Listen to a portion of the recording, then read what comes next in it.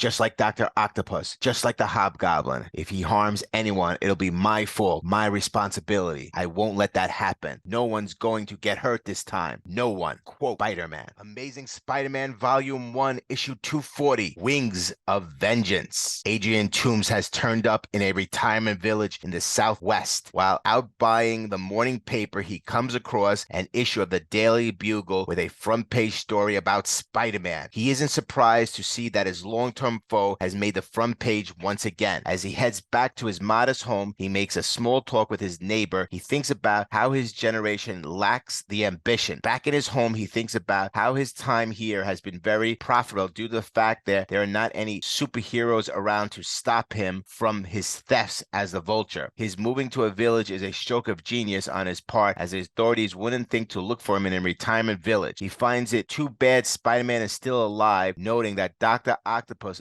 appears to have given him a hard time. Flipping through the paper, Toomes is shocked to see an advertisement for a high-tech expo sponsored by Best Man Electronic. Furious to see that Best Man is back in business, Adrian calls a travel agency to book the next available flight to New York City. Hours later in New York City, Peter Parker's tossing and turning in his sleeping. He is having a nightmare about being attacked by Dr. Octopus and the Owl. The attack is suddenly interrupted by the Black Cat, who tells Spider-Man that they are gone before turning into a skeleton. Suddenly, the Hobgoblin appears in his dream and gives him a chase. Lastly, he's confronted by the Gladiator, who slices the wall crawler open. That's when Peter wakes up screaming. Turning on the light, Peter discovers that the bulb has burnt out. Climbing up onto the ceiling, Peter changes the bulb and thinks about his recent battles with Dr. Octopus the Hobgoblin. When Peter looks out his blinds, he is upset to see that he slept through the entire morning. Peter decides to web sling into Queens to pay a visit to his Aunt May and changes into Spider-Man. Not long after Peter has left, Amy Powell is trying to call on Peter, only to learn from his neighbor, Joshua Pincus, that he is not home and that he is always on the go. Powell is not surprised by this, as she has been trying to get him some time.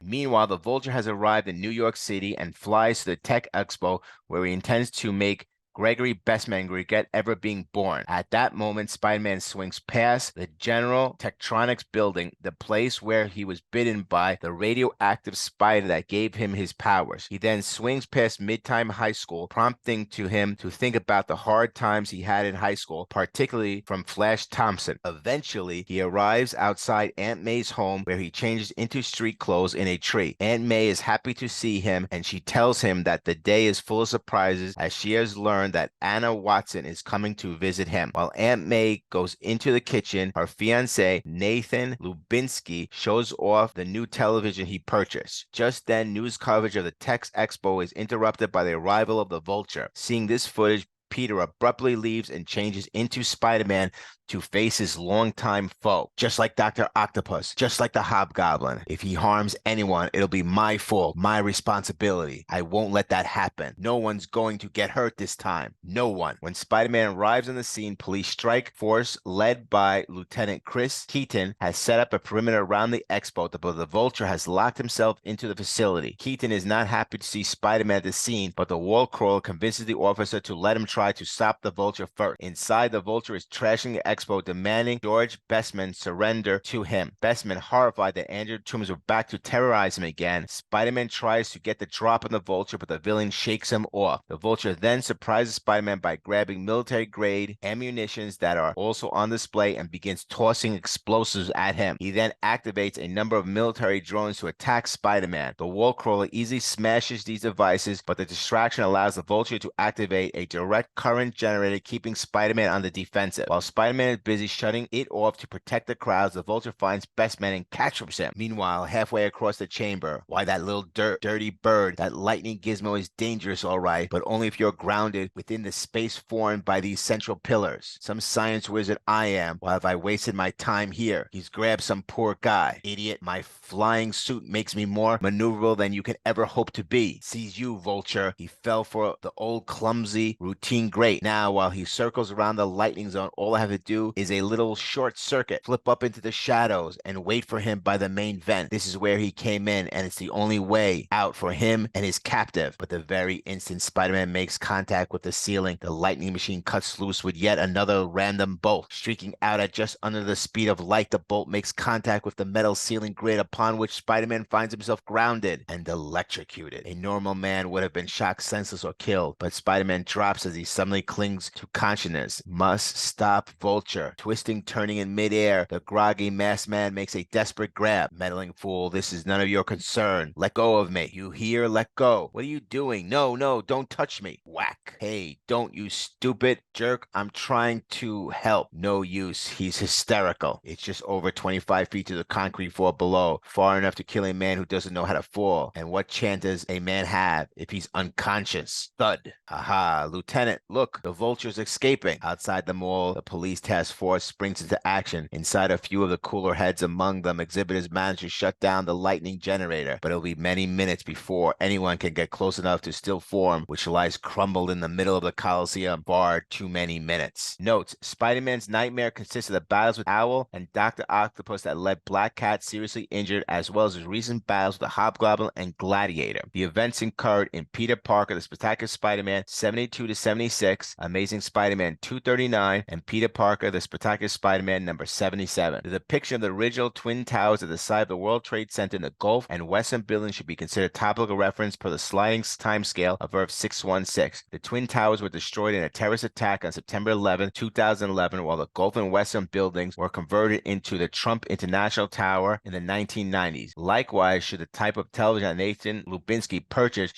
should be considered topical. Peter recounts his origins as they were told in Amazing Fantasy number 15. Next issue, Amazing Spider-Man Volume 1, Issue 241, In the Beginning.